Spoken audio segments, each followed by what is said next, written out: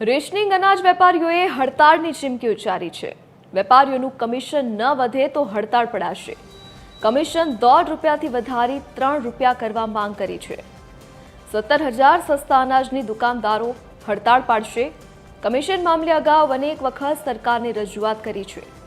Rationing એસોસિએશનના પ્રમુખ પ્રહલાદ મોદીની ચીમકી, ટૂંક સમયમાં સરકાર માંગણી નહીં સ્વીકારે તો હડતાળ પાડશે।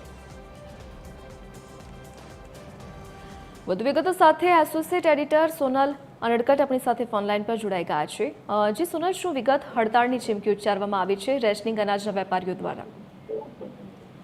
જી, રેશનિંગના અનાજના જે વેપારીઓ છે તેમના તરફથી કમિશન ન વધે તો હડતાલની ચીમકી ઉચ્ચારવામાં આવી છે। મહત્વનું છે કે રાજ્યના 17,000 જેટલા જે સસ્તા અનાજના દુકાનદારો છે તેમણે વધુ એક વખત હડતાલની ચીમકી ઉચ્ચારી છે। અગાઉ પણ તેમણે રેશનિંગ અનાજના વિતરણના જે વિવિધ 14થી વધુ પ્રશ્નોને લઈ અને સરકારને રજૂઆત કરી હતી, પણ તેનો કોઈ ઉકેલ આવ્યો ન હતો અને અંતે વધુ એક વખત તેમના તરફથી હડતાલનું હથિયાર ઉગામવામાં આવ્યું છે। તેમનો મુદ્દો એ છે કે ₹100 વધારી અને ₹3 કમિશન કરવું, જે પ્રતિ કિલો જે અનાજ આપવામાં આવે છે તેમાં કમિશન વધારવાની માંગણી તેમના તરફથી કરવામાં આવી છે અને આ સંદર્ભમાં અન્ન નાગરિક પુરવઠા મંત્રી રમણ સોલંકીને પણ રજૂઆત કરવામાં આવી હતી। જોકે તેનો ઉકેલ નહીં આવતા હવે તેમણે હડતાલની ચીમકી ઉચ્ચારી છે।